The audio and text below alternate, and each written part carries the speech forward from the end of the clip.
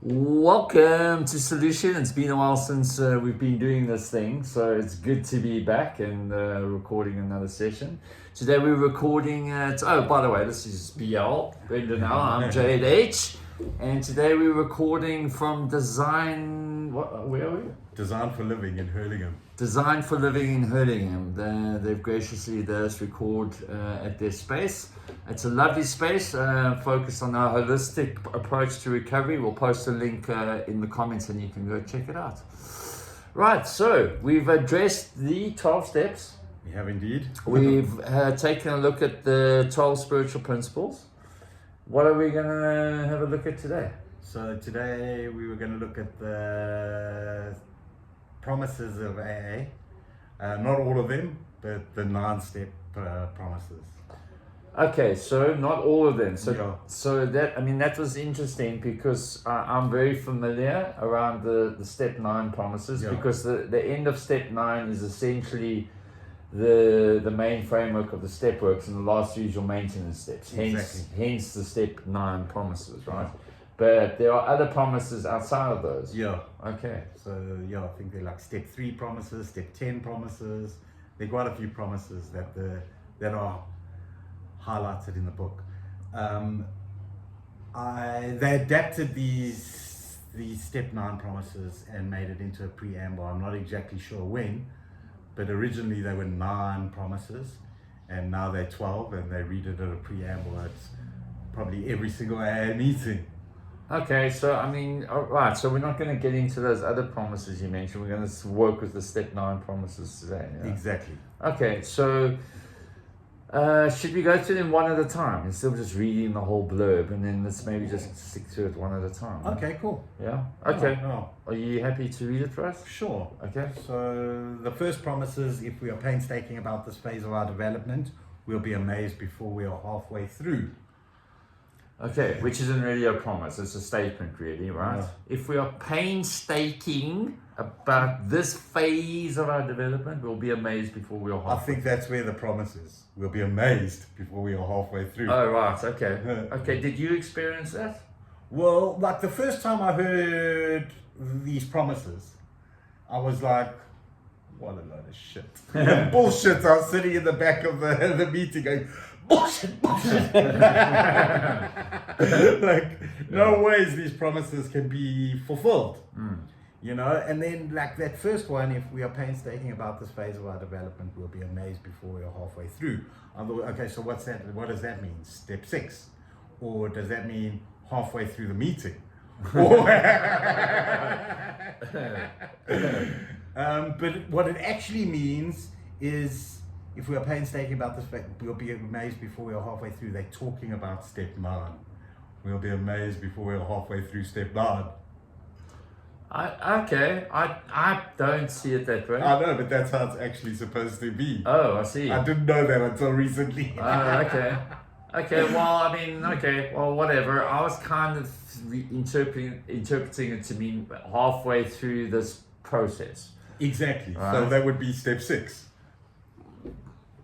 At some point in the process, you will be amazed before we're halfway through. I can say,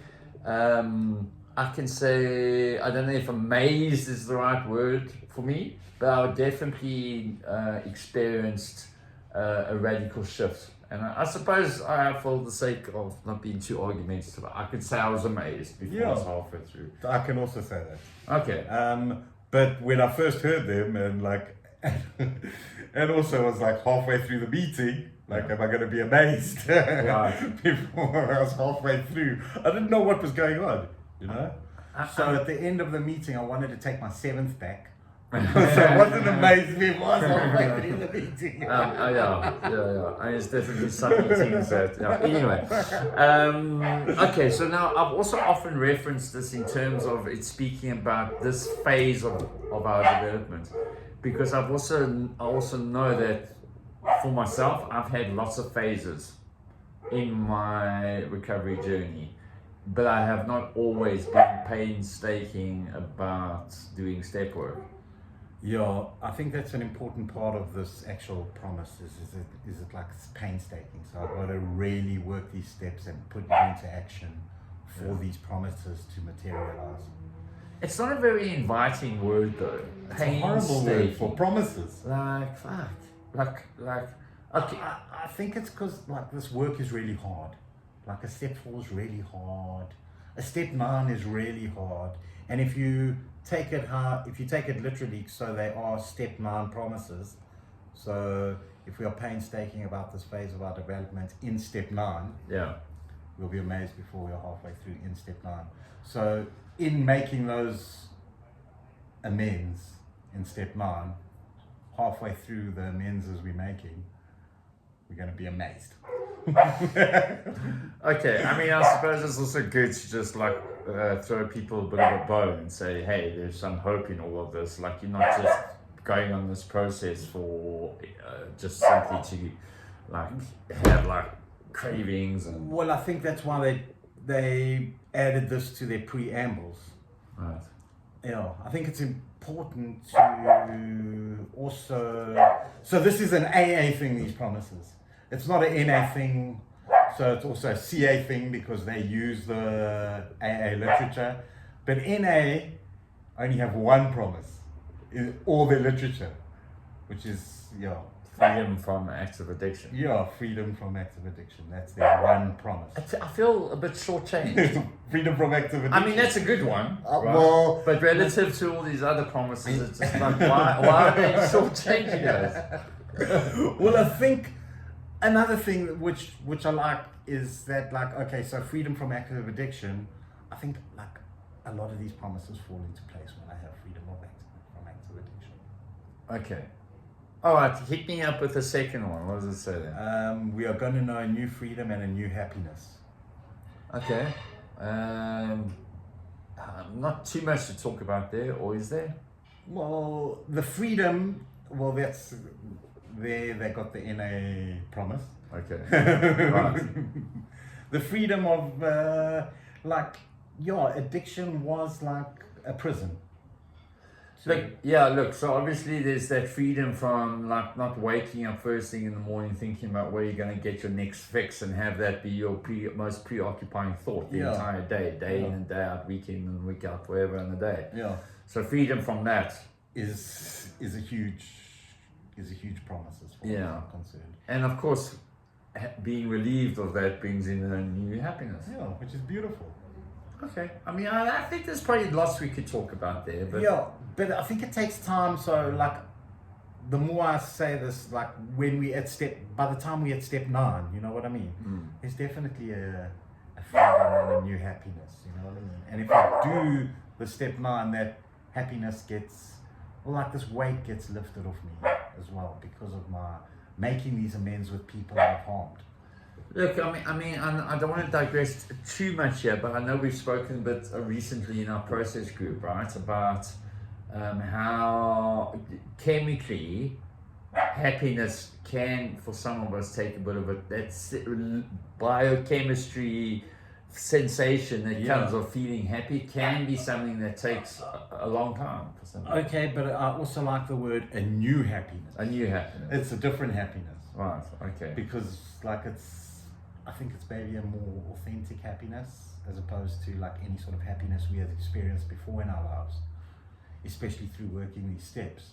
Okay. You know, especially like working through step 4 where I've like trying to get rid of my resentments and another, again, like this baggage that I've been carrying all my life. Yeah.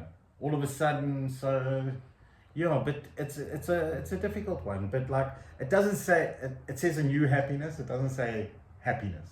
Okay, so there is a kind of a happier happiness that comes with time. That I think will definitely come with time. Right. Yeah. Agreed. Okay, number 3.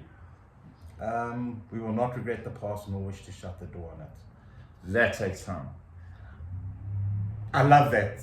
You know what I mean? Because like it's one of my favorite ones of the promises, not regretting the past,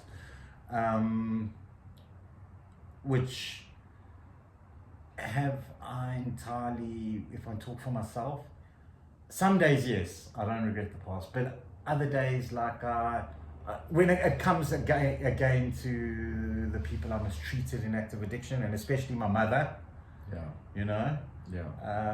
I was really like pretty disgusting, and I regret doing that to my mother. But in the amends and in the living amends, I don't like hate myself as much for what I'd done to other people. So, yeah, like, do I regret the past? I still regret the past, but it's not like, it doesn't have this huge charge around it like it used to.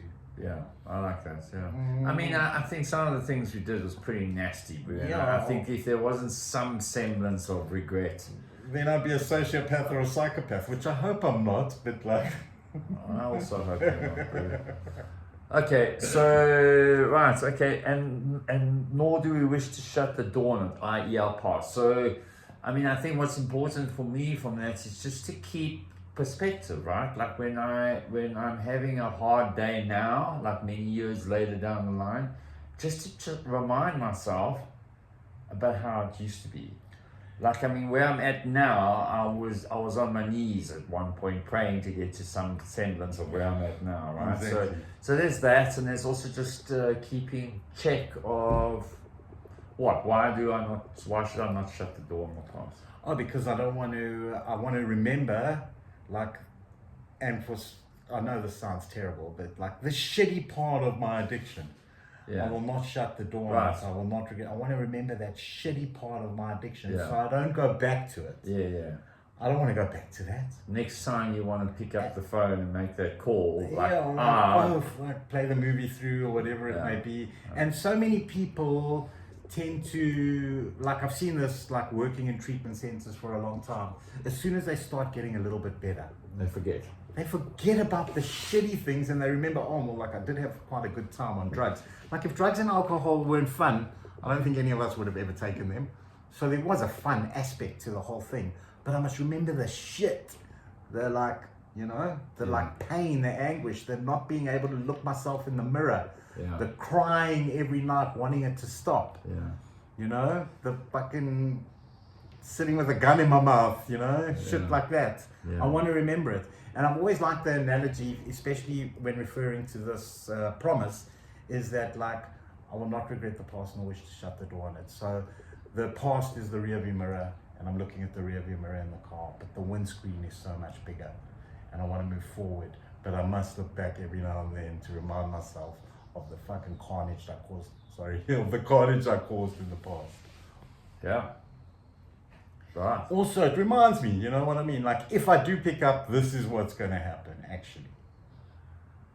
And if you're not sure, no, I'll suggest go out and see, but don't. Yeah. It's really not worth the pain. It's not worth the pain. No. Like, so many people do that, and some don't come back from it. Yeah. Okay, what's number 5? No matter how far down the scale we have gone, we will see how our experience can benefit others. Right, so what do you take from that? Well, for me, it's like service and sharing my story with other alcoholics and addicts, and seeing that, like, okay, no matter how messed up or how badly the carnage again that I caused, that can actually benefit others. So I actually heard someone sharing that the other day, you know what I mean? Like, I did a share, and he was like, thank you for your share. What I really got from your share was that I don't have to get to that point because you've already done it for me. So thank you for sharing your story so I don't have to get to where you were. Yeah. And, like, my story was pretty much the same as yours, except it didn't go as, like, sideways. Yeah. And, like, I was on that exact same road, and if I continued on that road, I would have ended up like with the same story. So your story helps me. So that, like, it doesn't matter how far down the scale you've gone, we'll see how our experience can benefit others. And that was it in a nutshell for me at that point. I mean, the inverse of the extremity is also relevant, right? Like, maybe you didn't go far down. Well, yeah, that's what I'm saying. Yeah. But that can also benefit others. Yes. Yeah. Because I mean, for some addicts went the whole 9 yards, ended up in jail, Yeah. ended up on the streets. Exactly. That kind of extremity. There's people in the rooms who managed to get clean while they were still quite young, maybe Yeah. still living at their parents' home, and that is of huge benefit for to other someone else. youngsters. Yeah. Or So you parents. don't have to end up there. So Yeah. both sides of the Yeah. coin are super relevant. Number 6. That feeling of uselessness and self-pity will disappear. Yeah. Like when we're reading these, like, okay, like I have had where some of these promises have come, well, like there was a time where all these promises came true. Yeah. But sometimes like life happens and like I'm not in those promises, but if I continue working this program, I get back to those promises. Right. So the self-pity can come back. Self-pity has definitely come back, and feeling of uselessness. Yes. But there was a time, like I had a good stint where all these promises were in my life in a big way. Yeah. But then like life happens, you know what I mean? And Yeah. I have fallen back in self-pity and uselessness in my recovery, even after this promise had come true. Yes. I mean, but so the key point there, sorry to just repeat, you were saying by working the steps again or revisiting the steps again, Yeah, it and- helps you get back on track. Exactly. Okay. Yeah. Or even just like living in the principles of the steps and Yes. maybe not even reworking them, which I do quite regularly. Yeah. But even just like living in the principles of it, and like all the stuff I've learned while doing these steps, they change on a constant basis. You know what I mean? Like if I do a step 3 today, and you know, like I've had step 3s where it's like, I don't want anything to do with my higher power. Why does my higher power hate me so much? You know? And now like I can see how my higher power is working in my life. You know? In the process of like being even like 7-8 years clean. Like, so if I do a step 3 today and I do a step 3 tomorrow, sometimes it's a completely different step 3. Gotcha. It changes on a daily basis. If I actually had to do a step 3 is something like that I feel like I have to do every single day. So I know just that's crazy. just to reiterate, step 3, turning our will and our life over to the power of a higher power of our owners, and Yeah, turning my will, my thinking, and my life, my actions to my higher power. if you need a reminder, go check out our step 3 video. It looks like we might need to go. Okay, so number 7. We will lose interest in selfish things, and we will gain interest in our fellows. Yeah, I mean, I think the whole process really takes me. My experience was one where my reality was very self-centered. My actions were very selfish, and the whole process of this program resulted in me at least very much considering how my actions affect others.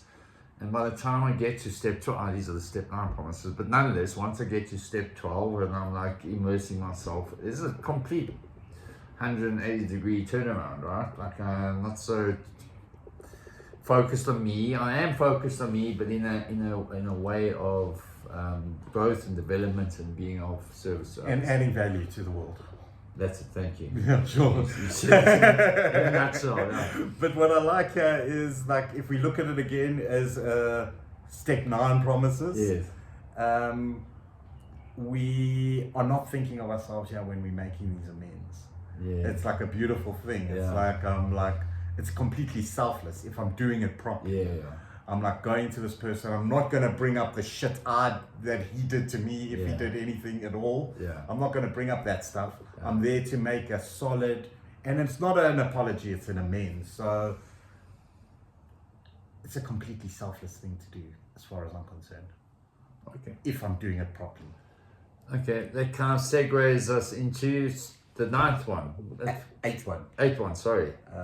Self-seeking will slip away. Okay. Yeah, We kind of covered that. yeah.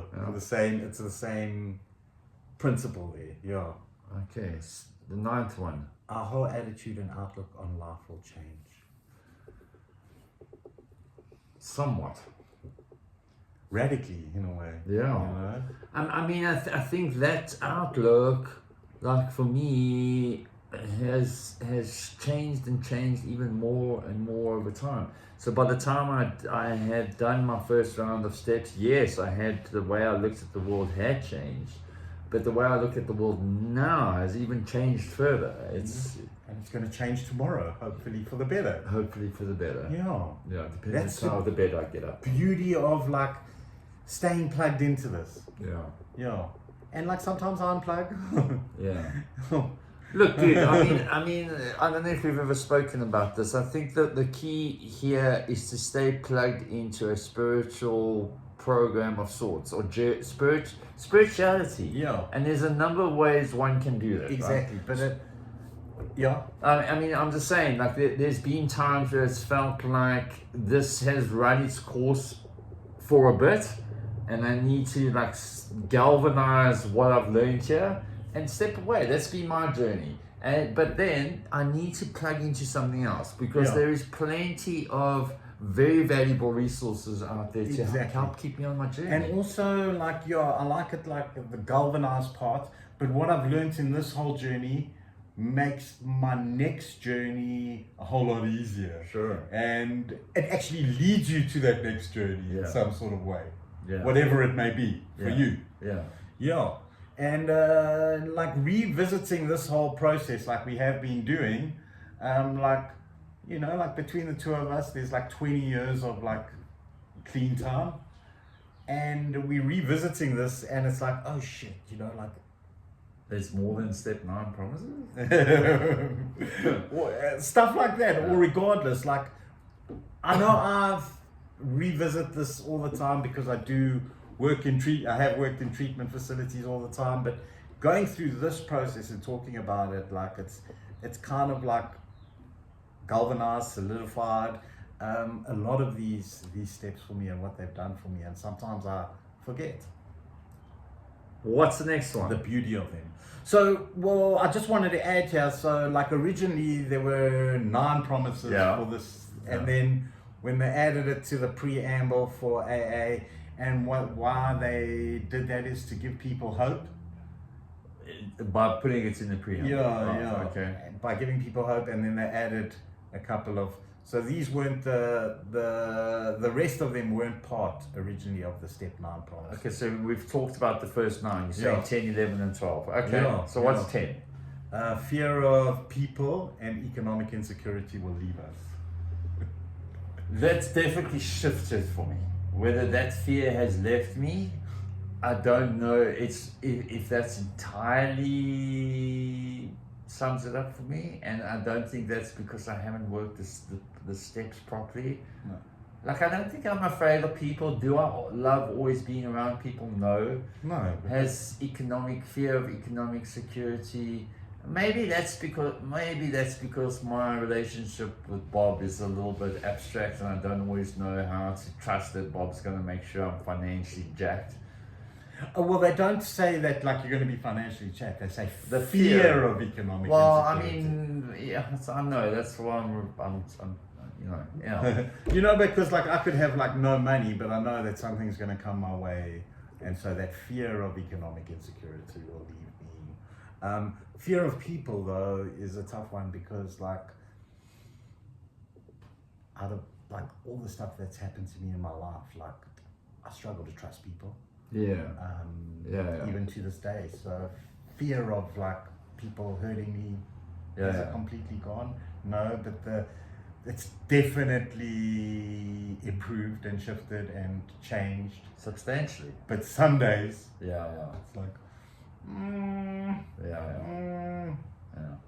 or maybe it's more of an understanding that who I trust in that, like which people. You know what I mean? Because obviously we can't trust everyone. Like that would be crazy and maybe a little bit silly. But the fear of people hurting me and people after giving them so much of myself. Difficult one. This one is a difficult one. Well, thanks for being honest. I mean, I think up till now, we're at the 10th one. Up until now, We were I think we're kind of agreeing that like there's been radical improvements in all these areas, right? Like, have we reached some kind of place of perfection in any one of them? No. Yeah, we're trying to. I don't know. Okay, well, let me just speak for myself. I have made radical improvements in every one of these areas. Yeah, I can't say like, Okay. What's number? Hit us up with number 11. We will intuitively know how to handle situations that used to baffle us. I love this one. You know I mean? It's poetic. I do like it. Intuitively, so the way I relate to the intuitive thing, intuition for me comes from my relationship with my higher power. Yeah. Like for me, my intuition is that my guide that's coming from something that's bigger than my ego. So I like that bit. Intuitively know how to handle things that used to baffle us. There are still things that baffle me. For sure. But somehow, you know, okay, so I can be confused and baffled, but still know how to handle the situation in a more healthier way than I did in the past. Because you handed your world and your life over. Or because, in a way, or also because of the growth that has come through these steps. You know, like I can use a simple example. We intuitively know how to handle situations that used to baffle us, like having a car accident inebriated. It's a situation that baffled me. Yeah. I would just drive away. Like if I could, I'm out of there, bro. Hit and run. Yeah. Today, like, if I do have it's a simple example, but if I do have a car accident, here's my license, whatever. Very little anger around the situation. I know it's not even if it is my fault, accidents happen. Like, I don't know, it's a bit of a simple example. I think, look, off the top, it's better than the 0 examples that I can come up with right now. But I do know there are things, typically relationship stuff, that sometimes baffles me. Yeah. And I do know that when Jade is trying to figure it out, up here, like solely up here, I'm not saying that this is useless. I'm just saying when I'm only thinking up here how to do it, I can sometimes run into brick walls to come up with answers. Yeah. However, when I step out of just my intellect and step more into the bigger vastness of who I am, then I don't necessarily become unbaffled. But it's kind of like a handing over and not trying to control. That's accepting. I was just about to say acceptance. And all that jazz. Okay. Are you gonna remind me of this stuff next time? I'm having baffling situations. Yeah. Okay, what's 12? We will suddenly realize that a higher power is doing for us what we could not do for ourselves. I know there's somebody out there watching us watching this video who's still very anti the God talk. I don't blame you. You're not alone. So when what did you say to somebody when they hear that and it's like, Well, I said higher power. The actual wording is we will suddenly realize that God is doing for us what we could not do for ourselves. The reason I said higher power is because it is a power of my own understanding in these steps as far as I'm concerned. There's I'm not going to go into the whole story of AA and that it is actually it was originally a Christian-based program, but they changed it to make it more acceptable to everyone, which is great. And like, if it's a power of my own understanding, it's a power of my own understanding. Some people would be upset with me that I said higher power there, and some people would be upset with me if I said God there. But it's a higher power of my own understanding. I was about to swear there, but I held myself back. Look, however you want to see it, you know what I mean? Whatever works for you. Yeah. Yeah, no one can tell you who your God is or who your higher power is. It's yours, it's personally yours, and it belongs to you. Look, I mean, I don't know. Have we done a video on higher power? So only on higher power? No, we haven't. No. Okay. But we did discuss it quite a lot in step 2. Well, so maybe we will, maybe we won't. Nonetheless, stick around in the program. If you're having difficulties around higher power stuff, get a sense of what I ask around or other people. It does not, I have to reiterate this, it does not have to refer to a religious god. Yeah. We're not allowed with any sect, denomination, politics, organization, or institution. You're such a poster boy. Okay, and then are these extravagant promises? Then everyone says, we think not. We think not. Oh. Okay. No? They are being fulfilled among us, sometimes quickly, sometimes slowly. They will always materialize if we work for them. If we work for them. There's the T's and C's right there. It's like, it says here, you know, like I said earlier, right in the beginning of this, when I heard these promises for the first time, for the second time, for the 25th time, I was like going bullshit. They call them promises. They're saying these are promises. They're people that say like they might or they maybe. Yeah, okay. They're not maybes though. They're promises. They're promising us this. If we're working. Have all these promises come true for me? Not. Yes, I would say yes. I wouldn't say entirely, but like if I look at these promises on a piece of paper here, like these promises have materialized for me, and I worked for them. Yes. You know, these promises aren't going to happen if I read the big book or the NA literature or whatever CA literature, and I lie on the couch and I read the literature and I don't put any work into this program. These promises are not going to materialize. I have to seek out and do the actual work for these promises 100%. to materialize.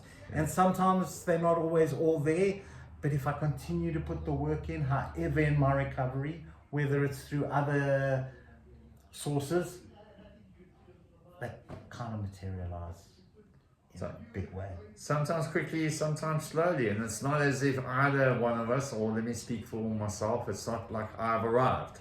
I have not reached the final destination of my growth and self-realization. So I trust that the kind of essence of what is being conveyed here will only get deeper and expand the more I'm on this journey. Yeah.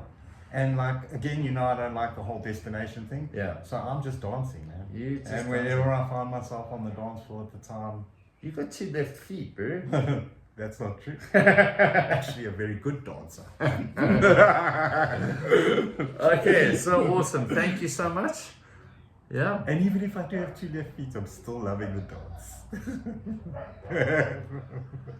Please bear with my friend over here. Okay, what should we talk about next? I'm not sure. Okay, stay tuned. Stay tuned. B and I will have a chat about, we'll come up with another topic to address. Until then, hit the subscribe button if you haven't already done that. Give us a thumbs up if you haven't already done that. And hit us up in the comments. Tell us your experience on the promises, or if you think they're just talking shit. And wherever you are in the world, we hope you have a blessed day.